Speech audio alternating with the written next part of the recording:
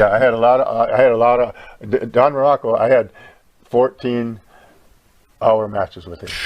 And they kept telling, Vince Seniors kept saying, he said, well, I'm waiting till you get it right. That's funny. That's Yeah, cha-ching, cha-ching, cha-ching. Still waiting till you get it right, cha-ching. How about the list of guys you went through during our high school years? It was ridiculous. Adonis, Morocco, Ventura, Playboy Buddy Rose, Mosca. Can I say Killer Khan? Can say Can Killer I Khan? throw in Killer Why not? Khan was in there. I mean, this list is unbelievable. But the greatest one I that for me just stays in my mind was the storytelling with you and Jimmy Snuka, that cage match. Can you fill us in on that? What a moment.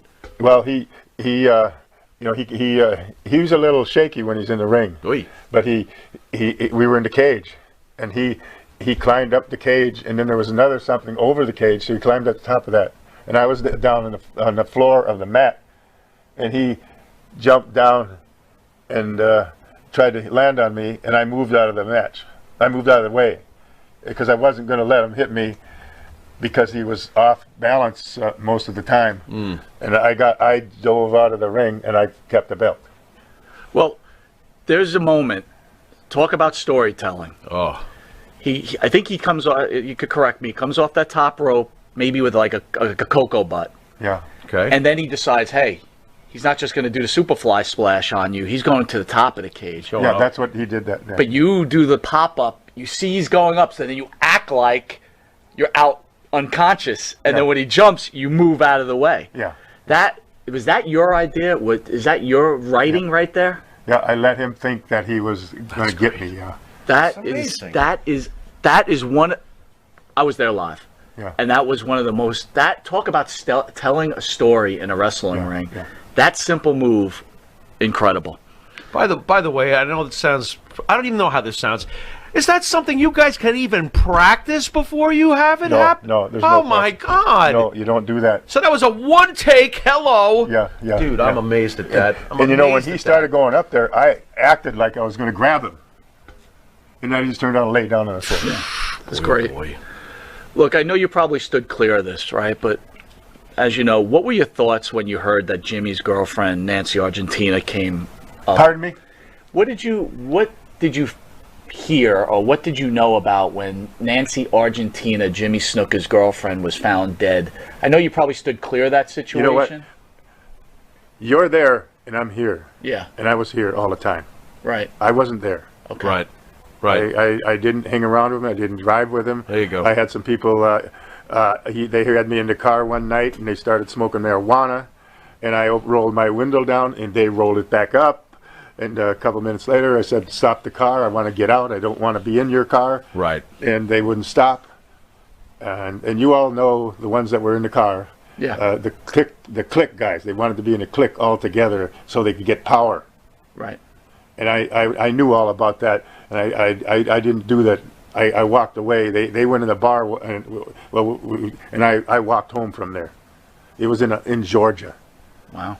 And I was, there was one of the guys that I had a lot of respect for because of what he did in amateur wrestling, but I lost that respect after seeing him do marijuana, and after him wanting me to do it with them. They wanted to be in their push so they could put pressure on somebody if they want to leave, and everybody would leave with him. The people that were smoking. That's a great message. You're sending a great message right out there to the kids and the world, right? Not to be pressured into something you don't want to do. Yeah. Well, I didn't have a big family, but I like kids a lot, and I have fun talking with them and playing with them. Did these partying guys ever make you feel isolated afterwards, or try to bully you in the locker room? Oh, this guy's a square. Did you have to deal with any of that nonsense? There was nothing said. No word was said about that. There you go. And that was in the book. There you go. He'd put him in a chicken wing anyway. Without a doubt. That would be the end of that. All right, we'll be right back with pro wrestling icon, Mr. Bob Backlund. That's pretty hard to, I have a lot of favorite, like when My guy, Valentine? Valentine, yeah. Yeah. Greg Valentine, when he had me in the figure four leg lock and I was about to, and the bell rings, that's kind of it was a strange moment. And then when he walked out with the belt one night, that was a strange moment. You see, he's mentioning my guy. He is. My guy. He is. There we go. Thank you. No, I don't have any problems with anything that went on in the ring, and I mostly find that everybody was trying to do it the best they could and entertain the people. All right, I'm going to hit you to be entertained. You want you to be happy. Yes. We want you to be, hey, I had a good time tonight. Oh, yeah. And whether it's business or work or not, you just enjoy my entertainment. We were fortunate enough to see you at Madison Square Garden. We were fortunate enough to see you at the Comac Arena. Wherever we saw at you. the Nassau Coliseum. Any memories in the Nassau Coliseum? Yeah. Those were great days. All right, Bob, I'm going to give you Monty's final question. Oh. The Mount Rushmore of professional wrestlers. Who is Bob Backlund's Mount Rushmore Gotta pick four. of professional You're not the wrestlers? first one we've done this to. You got to pick four. Who is Bob Backlund's Mount I'm Rushmore? trying to pick out 4 wrestlers that were the best. The best. That you would put on Mount Rushmore if you could. That you feel epitomize professional wrestling. These are the 4. Who I would? think Don Morocco Nice. would deserve some special thing Nice. because of what he does. We had our matches that were fantastic. He was magnificent. Yes, yes. And then even George Steele. Wow, that's nice. great. Nice. What a guy, and what a character. And he gets the people some way or another throughout the match. Okay, we got 2. Does my buddy Greg get on this thing, You know, or and I like Ken Patera. wow, great, I liked him because he was always about the match. right? And he helped me. He had my first match with me on my first match in the WWF. Wow, And it was down in New Jersey. And he really did some things where he could have just made me look bad, but he did things to make the match look good. And I grew, and my level of like with the fans went up because of what he did for me in the ring. Okay. And then we had another match and it was a little better than the one we had before. And then the people get more behind you, and that's what a babyface has to have. So we got Morocco, we got Patera, we got Steele. Who's number 4? Well, what was it? Yeah, one more 4. Is it Valentine? No, it's It's not Valentine. I lose. not Your Valentine. guy got on the statue. That's it. Oh my God. So Valentine got all the mentions, but Morocco got to the top well, 4. then we're even because his favorite. We'll take this up later, Bob. Yeah, Who's yeah. number 4? but Don Morocco was the one. Okay. One of those 4. Oh, we got Morocco, Patera, Steele, and Valentine. I'm going to help you with one. Yeah, Bruno Sammartino. Bruno. Oh my God. I wasn't here that much, so I didn't really. Right. I knew his name, I knew where he was, Right. but I wasn't around watching his matches all the time. Right. And going to Madison Square Right. Garden. So Valentine is on there. So there. All right, so we're almost out of time. What is your message to the people of this country from Bob Backlund in these hard times between the virus, what's going on in the government, all this racial tension? What does Bob Backlund say to the people to help them? I ran for Congress one time, and I enjoyed it. And I was down in Washington D.C. And we can't give up. We got to keep believing ourselves. And you know what? Here's what I say: we can do it. We can do it. I wrote that on some of the papers that I signed for people earlier today. You can do it. Yes. They don't have to do it for you. You do it. And I think our country should be us, not them.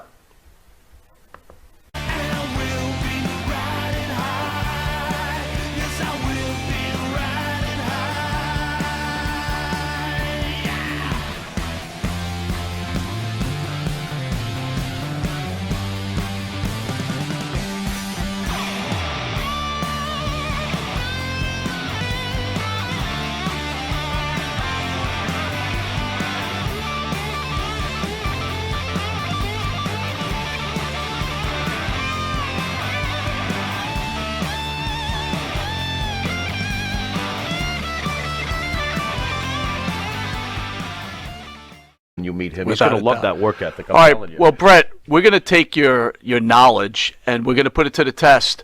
At Monty and the Pharaoh, we have a game show just made for you. It's called Who's the Hump Now?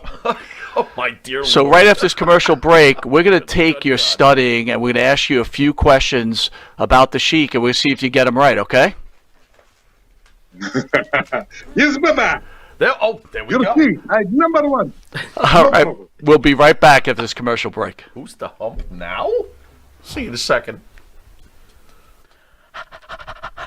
That's right, folks. Canine Corral for all your dog daycare and overnight care. Call 631-549-1544. That's 631-549-1544.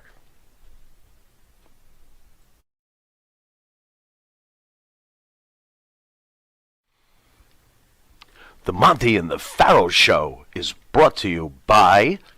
Because wine is your second favorite four-letter word.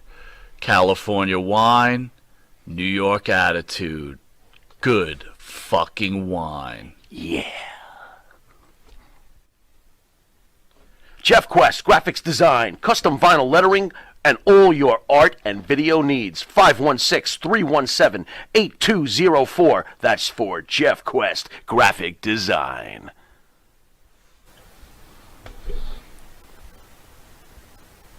All right, welcome back to Long Island's #1 pro wrestling broadcast, Monty and the Pharaoh, only seen here out of Indie Music TV in Long Island, New York. Welcoming our special guest, star of the Young Rock, Mr. Brett Azar. Brett, are you ready to play Who's the Hump Now? Yes, Baba. From the A to the Z. Let's go, Baba. Okay, here's the Do not deal, make though. me look like Jabron. You can only answer these questions in the Iron Sheik's voice. If you fail to do so, you will be penalized. Wow, this is rough. The star of the show, Jimmy Farrow, will be asking you these questions. Are you ready? Yes, Baba. Oh, my God. Yes, sir. I'm nervous. I'm Shiki Baby, I apologize in advance. Question number one. Born in what city and country was the Iron Sheik? Tirana, number one. Let's check and see if that's a That's a run. winner! Well, that's a winner. Congratulations. Good job so far. Hang in there, Brett. Baby. Okay, here we go. On to number two. What did the Iron Sheik win when he got the Olympic medal the year that he won it? Give us the year that the Iron Sheik won his Olympic medal. Uh-oh. Iran, Olympic champion, Baba. The year 1970. Oh. Six. Is that correct? 1976? Oh, man. All right. All right. You're 1 out of 2. Hang in there, Sheiky, baby. Number What 3? is it, Baba? What? You make me look like Jabron. No, Sheik. I understand that sometimes your meds are a little off. So the answer is 1971. We don't hold it against you. Not at all. Not at all. On to question number 3. What is the Iron Sheik's real name? Koskro for the Siri, Baba. Yeah, he's yeah. Well, let's check. Is he correct Matt. on that? All right. Question number 4. But he pronounced it. I can't. The even real, the legend. I can't Koskro even- for Siri. I can't even pronounce that. And by the way, Brett, Maria Davis says, you've got a banging body, Sheiky, baby. Oh boy. Oh boy. Shiki baby. Number one. All right, on to question number 4, Sheiky baby. Number 4. Who did the Iron Sheik defeat for the WWE title? Mr. Bob Backlund, 6-time champion, Mr. Bob Backlund at Madison Square Garden. Is that Yes, correct? That's a correct answer. Well done, Sheiky. Well done. He's just soaring Question along. number 5. How many girls can the Iron Sheik make humbled in a day? What? What kind of question is this? How many girls? Only one girl, Baba. Only Baba one? Carroll, only woman for Iron Sheik. Ah. Is that a correct answer? That doesn't Wait a seem minute! like it's a correct How can answer. that be an incorrect? I'm going to protest on Sheik's behalf. You're going to protest Yeah, on I'm Sheik's behalf? protesting on that. All right, hold on. We're going to go to the board. Can we protest on Sheiky's behalf? Dad, don't you hit me with the gong. He's going to gong me. The rules are the rules.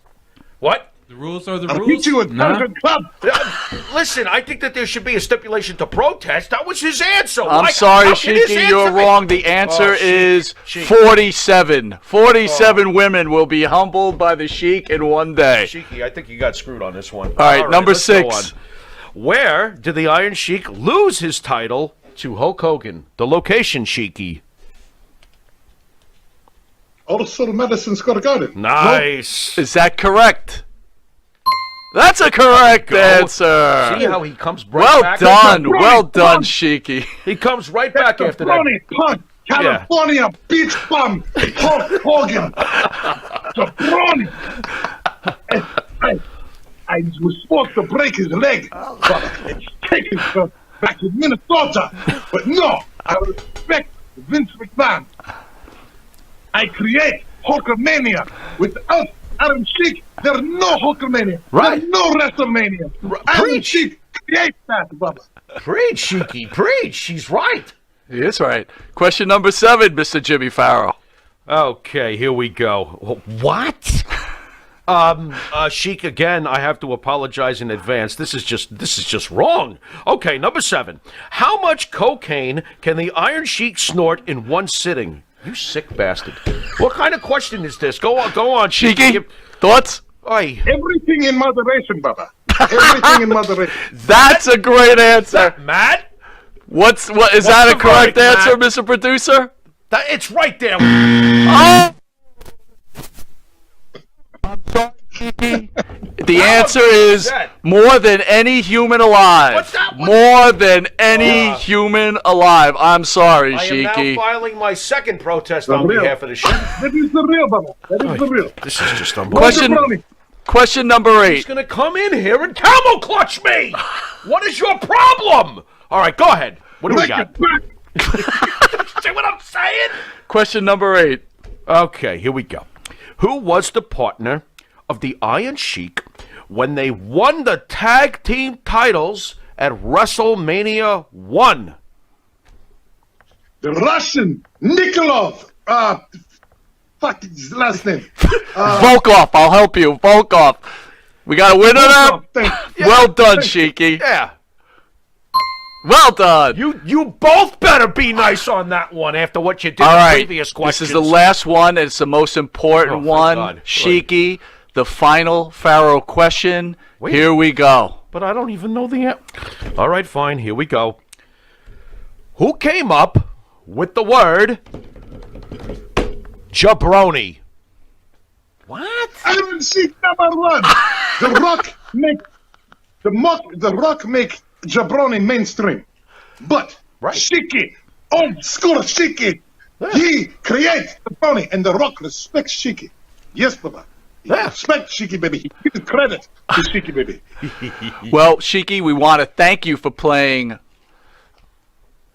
Who's the hump now? I don't know where I got that What- from. what is Hello. wrong with you? What a mess up. I Want to thank you for playing and for playing and doing so well. Wait a minute, he the wins? show will be sending you a wins special something? autograph from the star of the show, No, that's not Jimmy win- Farrow. That's not winning anything. We'll You be got- right back. No, really, Brett, thank you for playing. That was so much fun. We'll be right back after this commercial break with star of the Young Rock, Brett Azar.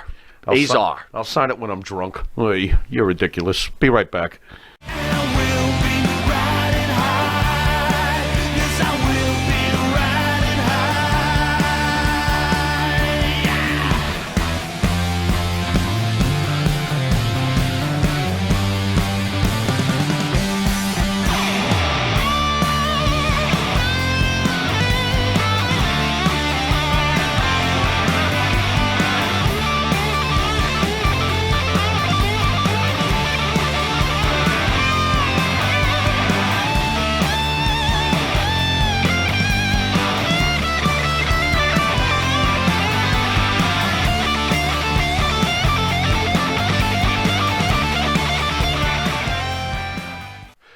Jimmy, Glad.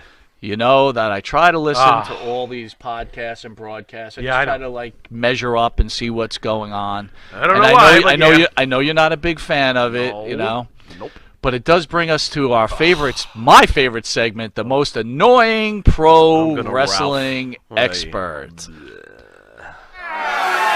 All right, Jimmy, as everybody knows, the idea behind the most annoying pro wrestling expert is to read the comments about, you know, whatever they have to say, and for you, or if there's a Whatever they guest, have I just to have weigh to in. say it. I have to.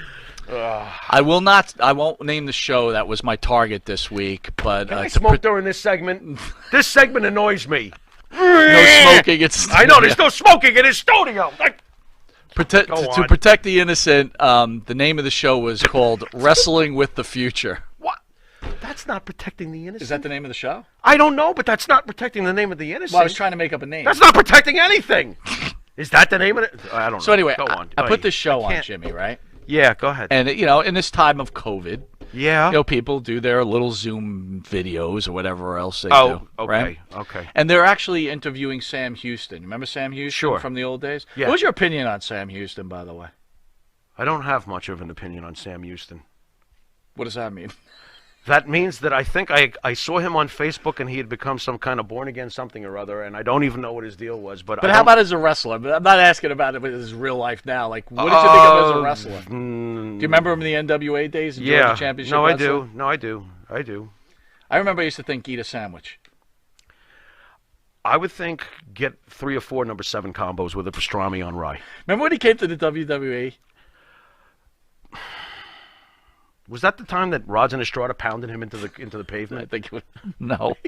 But I remember he used to do like a two-step. Anyway. A 2-step. Oh, well, that's that. Anyway, they have What a gimmick. They have Sam Houston on the show, so it's Wow. good start, right? All right, yeah, sure. Right, guys talking, whatever. Sure. They got this dude in the corner, and the guy doesn't even know how to put the camera Man, on I don't his watch face. I don't watch. And like I lost the whole like idea of the show because you can't focus. It's like you got 3 faces Okay. and a guy that can't put a camera on.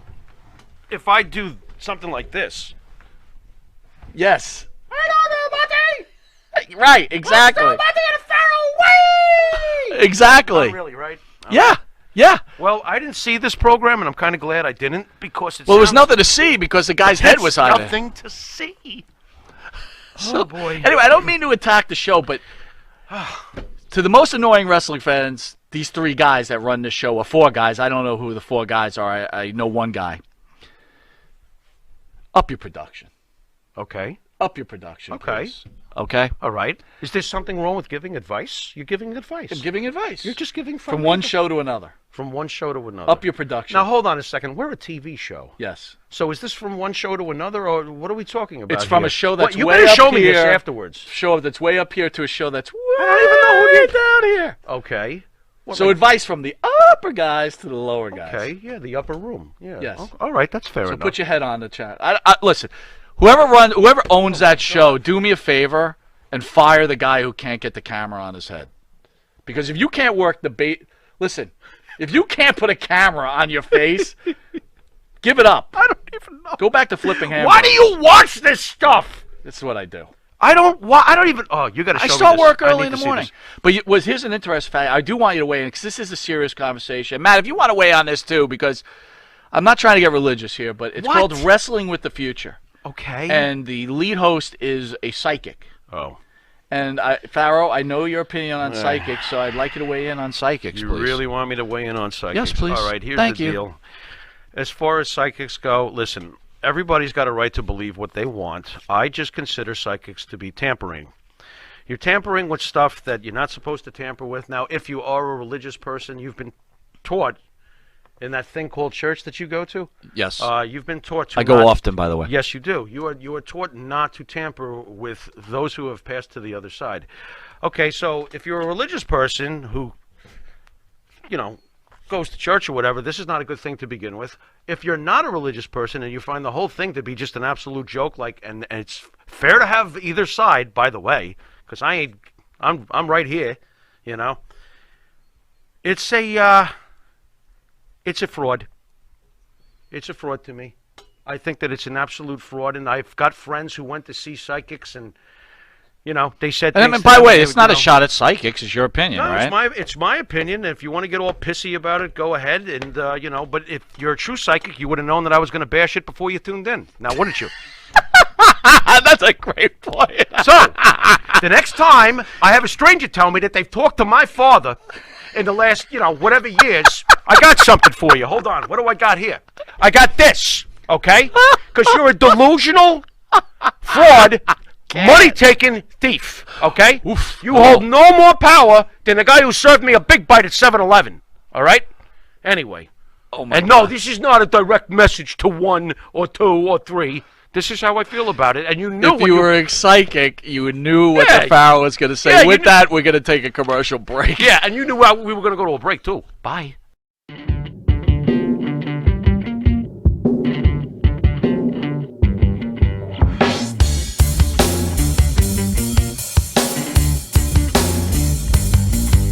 Straight to the top. We're living this life, not just dreaming it, we're doing it for real. Straight to the top. Working hard every day just to live a better way.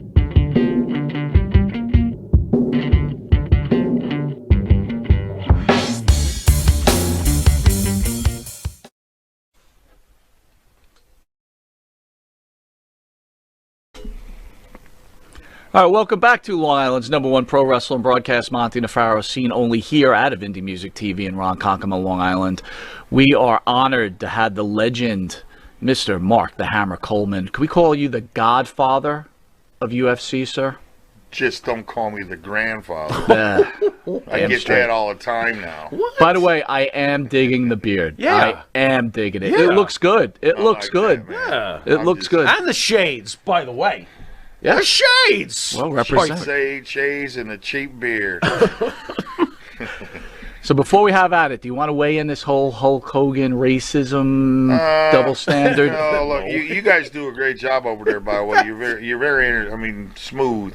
Thank you, sir. Just saying, I enjoy listening to you guys. You guys are smooth, but I think I'm just going to stay out of that. I do know Mark Henry. I mean, he was on.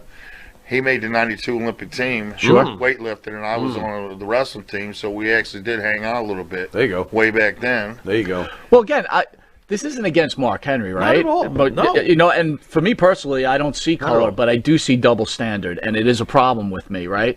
Again, I don't understand. I don't know. I don't know how you feel about animals, but I think, racism and speciesism are on the same level, in my opinion. So I don't know. Well, you got to forgive both guys. Both guys need to apologize. Michael Vick and Hulk Hogan. They already did. Right. Right. Yeah, let's move on. Yeah. Amen, brother. How many times you gonna, come on? Right. Right. It keeps coming back on the internet. That's the only reason we brought it up tonight on, for topic. But, So geez. you look great. You came off would we call it a massive heart attack with last year? I don't know what's massive mean. I mean, Massive, from what was explained to me, massive is any time you have more than an 80% blockage 100% blockage. Oh, yeah. That's pretty in your massive. artery, like Huh? when your arteries are blocked. My artery was blocked, stuffed to the gill. I didn't know. I didn't know I had one. I knew something wasn't right. It happened like at 7 o'clock at night, and I just thought it was going to go away. My arms weren't feeling right. Something just wasn't feeling right, and then about 2 a.m. I started getting a little bit concerned, and called my daughters, and they told me to get my ass to the hospital. And I thought I was going to go there. I thought they were going to run some tests on me, and they're Right. going to send me back home. No, they went in there and took a look, and it was big old artery too, man. The biggest artery, and mine was bigger than most people's, and it was just stuffed. They tried to unclog it.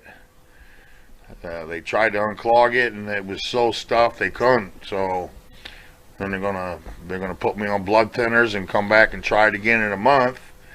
But then the next morning, some of my levels went up, and they said we're gonna have to go back in and try it again.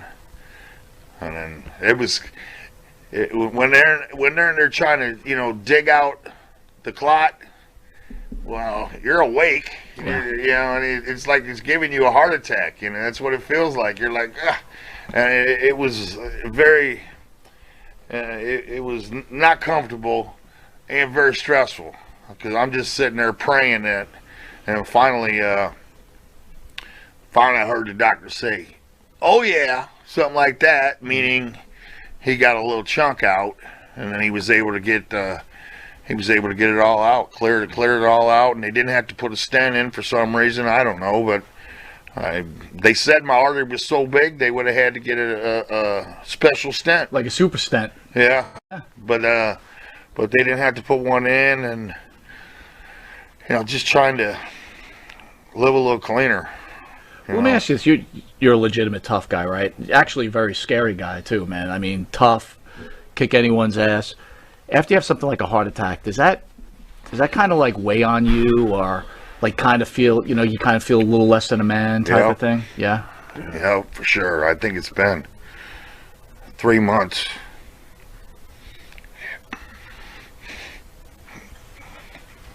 Is it getting better? I would hope. I'm doing good. I'm doing great, but at the time, it's still in my head. Yeah, sure, I mean, it's in my head. Sure. Sometimes I can feel chest pain, and I get all freaked out. Get scared. But Yeah. you It's a mortality check, man. It's got to be. well, yeah, you nailed it. It's got to be hard. Does it make you feel less of a man? Yeah, kind of.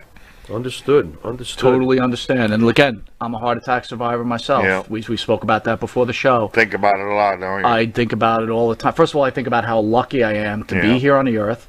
And I will tell you on a personal level, obviously I didn't know you, but we pretty much had heart attacks at the same time. I was in the hospital and I was reading about you. Oddly enough. And, I could almost say that you were an inspiration too, right? And meeting you, I feel like you're an inspiration. I just like your approach and the way you are as a human being. So God bless. I'm glad you're still with us. And again, I know how it feels. You don't feel like the same. And It's different. we're scared. We're humans, right? We want to live. We got families to live for. But on a positive note, we're glad you're here on Long Island's #1 pro wrestling broadcast, and we're glad you shared with us, Farrell. All right, let's go back to the very beginning about you getting your start in MMA. If I can say this, just coming from studying up on you for the last at least couple of weeks, you got into this game at the age of 31. Yeah. I have to. While your timing historically is perfect, you are the first UFC champion. Your timing is perfect. Perfect timing. Did you ever wonder about what it would have been like to have been on that level in your 20s doing this? Because to me, it's like, man, I really wonder what it would have been like to have you doing that in a UFC level, like, during your 20s. How does it get started with MMA for you? I just, I was 31, but I was still in my prime. Absolutely. I was still a world-class wrestler. Absolutely. Almost made I made 92 Olympic team. Right. 96, I beat Kurt Angle in 1995. I Hello. beat Kurt Angle. And he was the world champion that year. Hello. I came out of retirement because my club told me, you got to wrestle, Coleman, or we ain't going to send you your check anymore. So I showed up at the Sunkist Open. I hadn't wrestled in like a year and a half. Kurt Angle was kind of taking over the weight class. Mark Kerr and Kurt Angle were battling out after I left. I was in my prime, and I blew it. I wasted those years. But, I went out there, and I beat Kurt Angle without hardly any training at all. And then, but what am I going to do, man? What am I going to do? I'm sitting there thinking, what am I going to do? There ain't no money in amateur wrestling. None. And then, sure enough,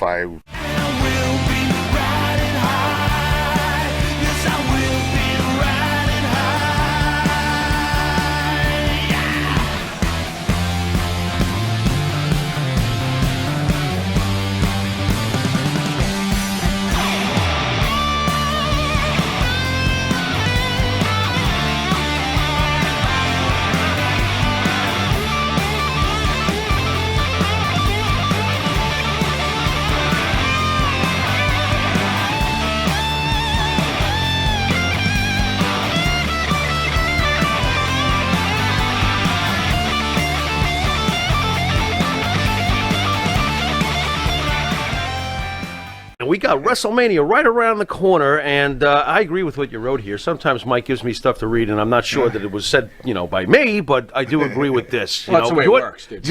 That's true. I go right on the fly here. Your name is, in my mind, all over this year's WrestleMania for one major reason: Edge.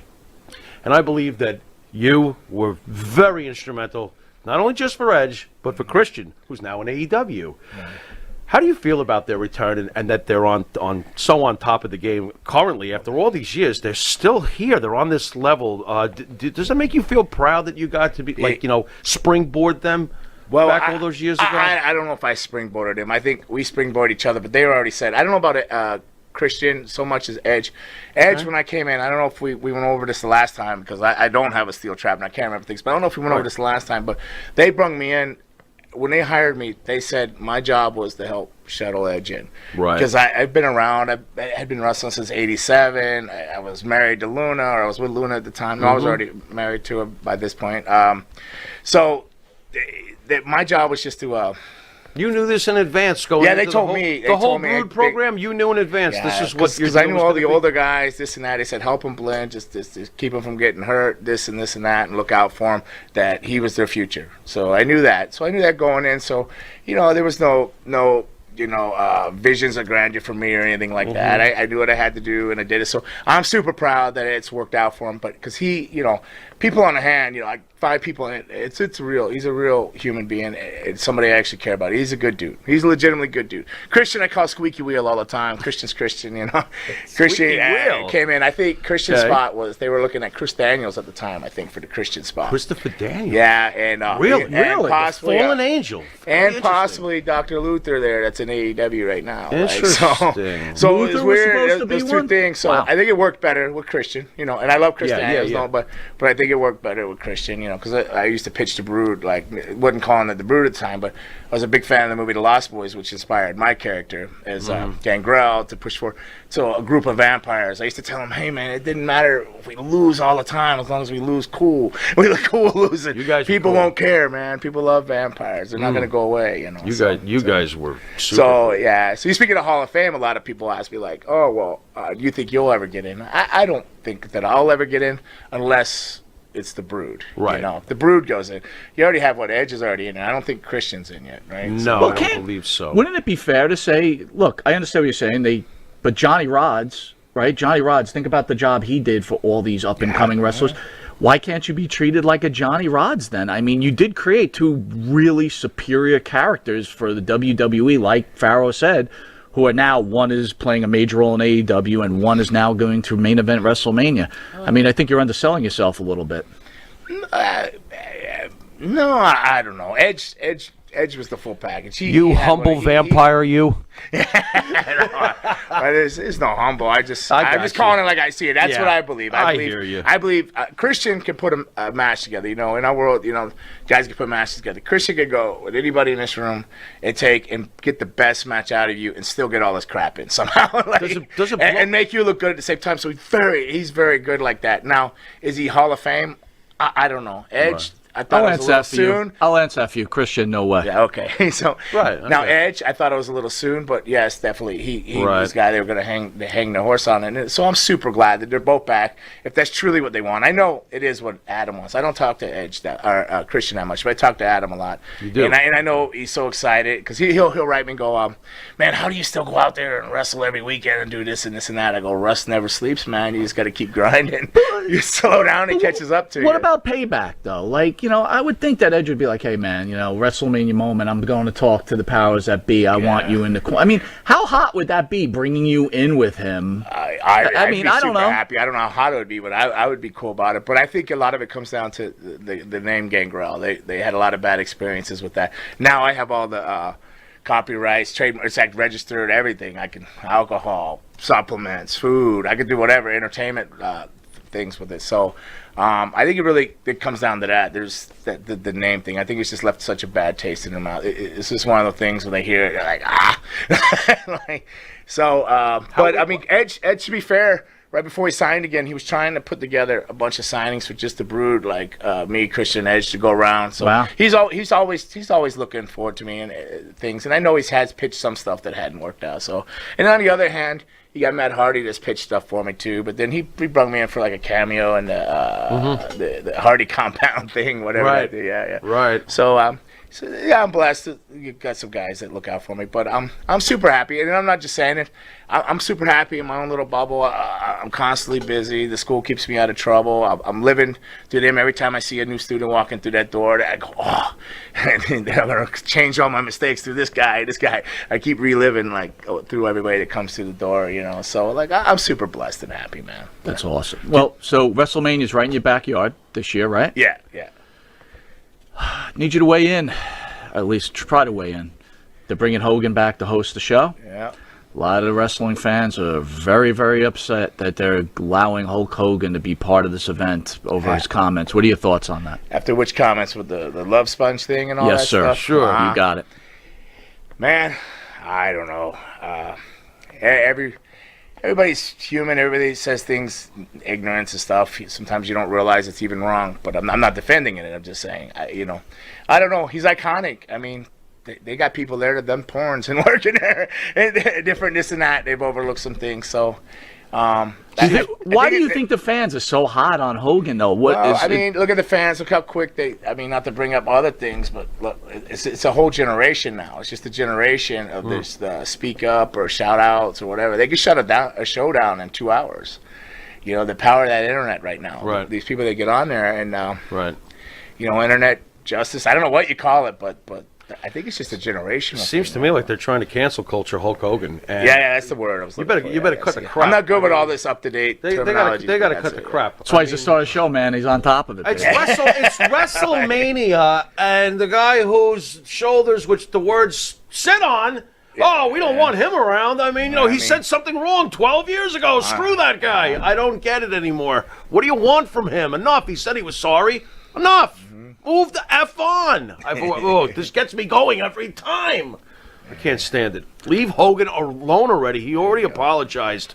And don't cancel him either. It's ridiculous. All right, we'll be right back. I feel the Brood should be inducted because, listen, if Great Khali's a Hall of Famer, what on earth is the Brood? Well, what on earth are we talking here? Okay, well, you say the Brood, but how long was the Brood's run? Have you ever thought about that? You know what? I'll explain to you this way, and I think you'll like my answer. Gale Sayers only played 5 years, and normally to get into the NFL Hall of Fame, it's usually 10 to 15. But when they were there, they were memorable. It's over 2 decades, and I still love and remember the Brood. You're sitting here today, so they must have done something. Yeah. And that's why I ask you, do they deserve to be in the Hall of Fame? Because, again, if a guy like Khali's in, why not the Brood? Your thoughts? The Brood... I don't want to sound biased, but I think it was a cool group. It was the Freebirds meet something modern, something cool. And maybe the Brood is a group. I can see that and accept that. Do I believe? Would I vote for it? No. But if it was to happen, I'd be like, "That's awesome." I wouldn't be going, "No." That I'd be like, "Oh, this is awesome." Well, you got to start telling Adam when you speak to Edge. You got to go. It'd be really cool. It'd be really cool, man, if you were a 2-time inductee. Wink, wink, wink. Come on. Well, all the DX guys. Where do you consider yourself as a wrestling mind, though? Do you put yourself up there like, as a wrestling mind, being a trainer, being a booker? Yeah. I do all that. I do all that, but I probably you say humble and stuff, but I see myself more as a journeyman. I've been collecting some type of paycheck from WWE since 1987 doing stuff. Started out Georgia Championship Wrestling. So and I've been in all the different companies. I think I've worked for every company probably there is now, unless there's some new ones that just popped up that are like. No, I've even worked for MLW. So I think I probably worked for every company at some time or another in some form, shape, or fashion. And I'm definitely a journeyman as a mind. I'm very old school and said, but I do understand what's going on and how things move forward. And I don't like to use the word evolve, but it has things and stuff like that. So my great mind, no, I consider myself a survivor and I have a good understanding of it and I'm okay with it. So I don't know if that makes me a great mind or not, but more along the terms of a survivor. By the way, Make-A-Wish Count to 3 says, please tell Gangrel all the best from Chalky, the ring announcer, at Butlins in Seagrenis, I don't know what the hell it is, UK, coming back to England when the world opens up again. I don't know. Yeah. I'm usually in the UK over in October, November. What is it, February Skegness? stuff. What's that? Skegness? Skegness. Skegness, okay. They call it Skag Vegas. Skag Vegas over there, like Skag Vegas, because of the lights, but it's Skegness. Yeah, Skaggy. Yeah, it's good. They have the Butlins. They have all these little towns, and it's an entertainment thing. But I didn't do a whole lot of the Butlins. I did a lot of the main town shows. But yeah, they're fun. It's different. It's part of the culture over there. And What kind of crowd you get over there? Well, the Skegness and all that is what they call a holiday like type of camp. So it's mostly 5 to like 12-year-old kids and stuff. The parents will be like half hammered and drinking, and they just like leave their kids. There's wrestling over there. The pubs are all surrounded, and they'll be wrestling right in the middle of it's like a mall. And then I'll go there, and it's just always in those camps. It's always USA versus England. So we're the bad guy. England's good, and so they're chanting. But Sounds bizarre. yeah. It's kind of like wrestling in a mall, but it's okay. But all the parents are getting So, trashed. but what? Yeah. This is insane. But it's Go very good. Broncos like that, Bobby. But if you're a young wrestling talent shit. and you can get in over there, that's why the European wrestlers are so good, because they have so many opportunities to work. They'll work year round, Yeah. doing these camps in town. So they can work like 7 days a week, sometimes 2-3 times a day, hitting different things. So logging at ring time, it can only get better logging ring time. Even if you're bad habits, you'll start doing them so well. They look like new cool things to do. You know what I mean? So Has British wrestling caught up to Japanese wrestling as far as the physicality goes? Because Japan always had that reputation, very physical. But when I watch some matches now over in the UK, I'm like, oh my God, these guys are killing Well, each other. it's changed like that. Walter, a lot of the German influences come with the German guys with Walter Okay. and them. They're big of, I guess they call it a strong style, but they're believable when they work, and a lot of things with the catch, the moves are believable moves. The submission, bone on bone, and stuff that could hurt a person if they applied it or put the right pressure and stuff like that. But all of wrestling I've noticed is try to do that. I to be honest, I've always worked like that. I'm not a big fan of just trying to like forearm somebody's face off as hard as you can. They forearm you. I think there's an art to it. It's professionalism to it. It's definitely entertainment now, and it always has been to a degree. But I looked at wrestling when I came in. They treated it like royalty. You were like kind of like pedestal. You protected it, this and that. Now it's kind of lost lackluster now. It's lost it, but they come in, everybody's like hurting each other, beating on each other. There's still a way to do that without actually physically hurting each other and working every night of the week. Now, there was one off and on weekends, and with the COVID, like when I watch AEW, I wonder, and nothing against AEW, because if I could fly, if you watch any of my old Japan stuff and you watch the Attitude Era, the only time we stopped and grabbed the hold is if somebody was bleeding and go, "Are you all right?" Right. Yeah, I'm all right, pussy, keep moving. Yeah, so we'll move on. So I'm guilty of all that, but man, I don't know if they could work the full-time schedule that wrestlers we used to work, even in the Attitude Era, like doing some of the stuff they do. I don't know, man. Marco Stunt looks like that guy could go 355 days a year. And then he's got his brother too. Just switch him out. How does that guy get into wrestling, man? How does that even happen? There it is! Here's the intro for the cable version. That's fantastic. I mean, You I must love laugh Marco. your ass off when you He's a see great guy. this. When I started, they told me I would be lucky to be a junior heavyweight, and I was 240. So, but I was coming in with the likes of the Road Warriors and the Warlord, the Bob Bell.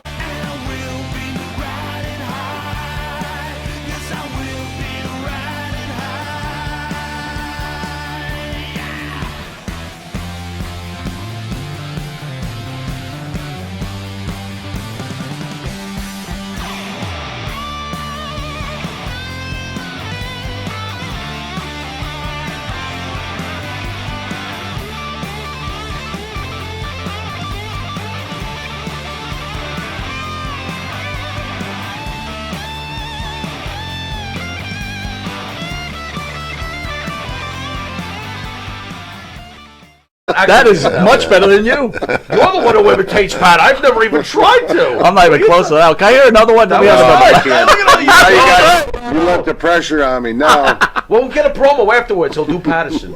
I always want to know about your lives growing up and your parents. Can you both share about your parents and life growing up before wrestling? For me, there was no life before wrestling, because my dad was not only a professional wrestler, he had been a national amateur champion.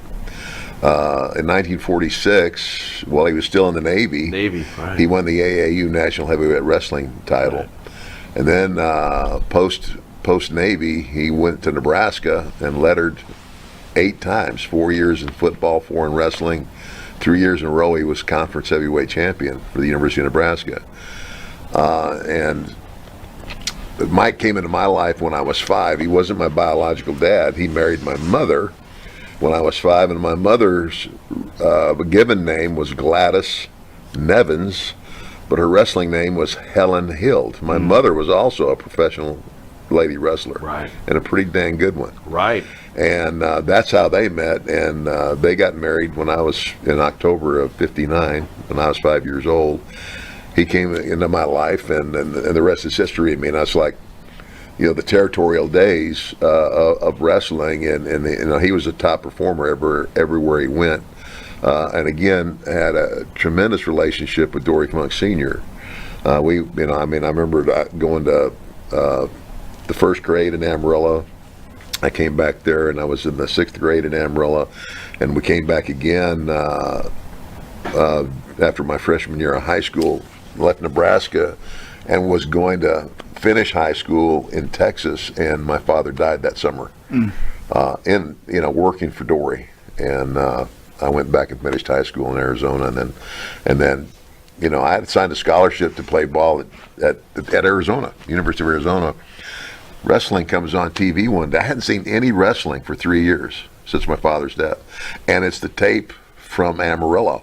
So they're coming into Arizona to run some shows. So I go to Tucson and visit the Funks, and Terry says, "Hey," he says, "I can get your recruiting trip to visit West Texas." He says, "Even if you've decided what to do," he says, "just come back and see everybody."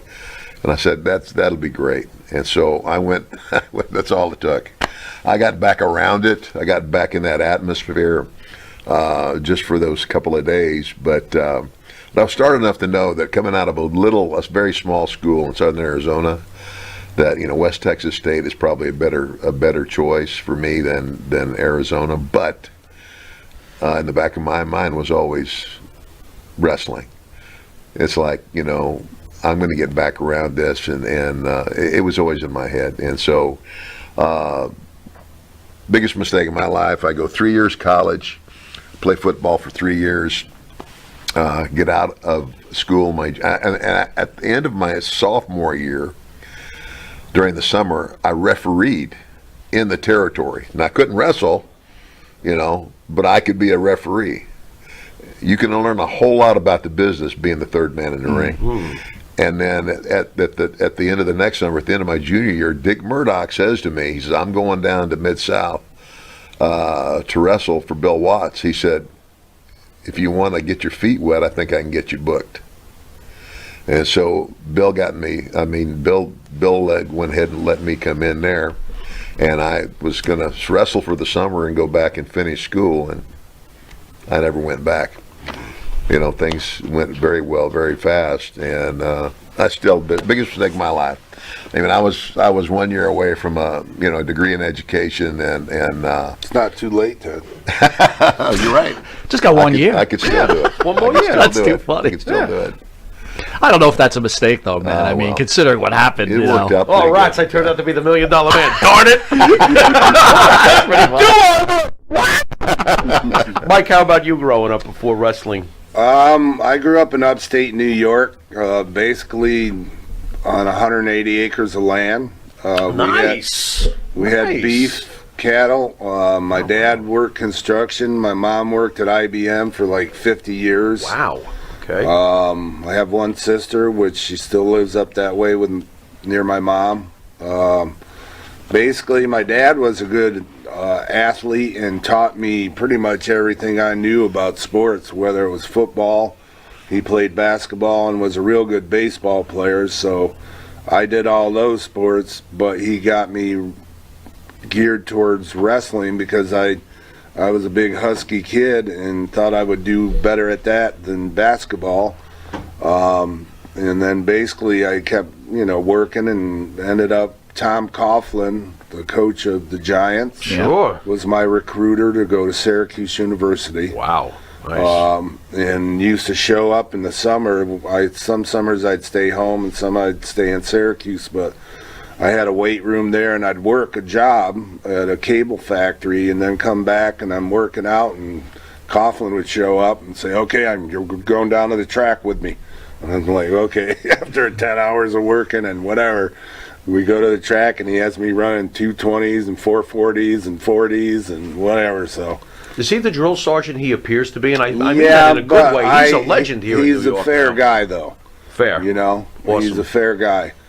I remember a guidance counselor of mine sent him a letter because I transferred to a little bigger high school my senior year because to get a better look at getting a scholarship. So I remember we wrestled Ithaca, New York, Ithaca High School. I went to high school in Owego, New York, my senior year, which was a little bigger than the high school I came from, but not really that big.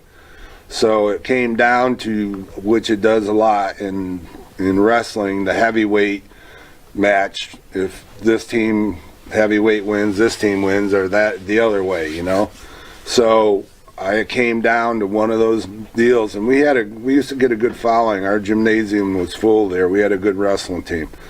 So I pinned the kid pretty quick, and I'm coming off the mat, and Coughlin comes up to me like a kid in a candy shop. He was happier than I was. There you go. But he liked that, and that's the kind of person he was. So he's a great leader. So obviously. anyways, I ended up going to Syracuse and on a football scholarship. Wasn't going to wrestle, and I told Ted this story the other day when we were in the car yesterday. One of the guys that recruited me to try at the state tournament to go to Syracuse Wrestlers, John Janiak, kept coming. I'd see him on the campus because he knew me from the state tournament. He says, come work out with our heavyweight. Just roll around with him. You need somebody to work out with. So I finally went down to a wrestling practice. And I went there 2 or 3 days, and I told Janiak, I said, I think I can beat this guy. And he was a fifth-year senior football player, and I was a freshman. So he goes, challenge him to a wrestle-off, and I pinned him, and he quit. So because he was done. Well, he quit because he was done. He finished football, and he could relax the rest of his college days and not worry about it. So they go, you want to go to Florida? And we go down there on Christmas break and wrestle. And I said, hell yeah, let's go. So that's how I ended up. And after that, I got so close with the guys and on the wrestling team, I ended up doing both sports until my last year. I finished football and I sat out in wrestling. And 5 of us did that, and we came back the next year for a 5th year, and we won the Eastern Championships. And the only team we lost to that year nationally was Iowa. We beat Oklahoma State, or whatever. We beat Lehigh. Wow. We had a really good team. So And I really admire that because it's like Mike and I agreed on this. I mean, in today's, once it's very unusual to see an athlete who's doing 2 sports. Yeah. You're gonna, because you're gonna pick a sport, and you're gonna be on scholarship to play football, or you're gonna be on scholarship to wrestle. Right. And because the wrestling coach is gonna go, hey, you ain't gonna play football. I don't want to, I want to see you get hurt, so you can't wrestle for me, and vice versa. Right. So you just don't see that very much. plus, you have to be a glutton for punishment Right. because you never get a break. Right. It was year round. But it's funny. You could see that your careers were heading towards something that was going to be super positive. I mean, But I didn't know anything about wrestling. I'm just saying in general, right? You guys are world-class athletes, and I mean that, right? College football players, college wrestlers. He's pinning seniors. Yeah, as a it's freshman, like, that's a big and then they're deal. quitting. But There's a clue. But the thing of it is I had no conception about ever getting in this business because where I grew up in outside of Binghamton is where Owego is. Like WWF at the time was WWF, right? Yeah. So that would come on at like 12:30, 1 o'clock. WOR, midnight. Sure. In the Friday night or whatever. Yeah, late night. I didn't even know it existed. I swear to God. So that's a good and point. never had been to a pro match live until I was 23 years old and went with Dick Beyer. So it was like this.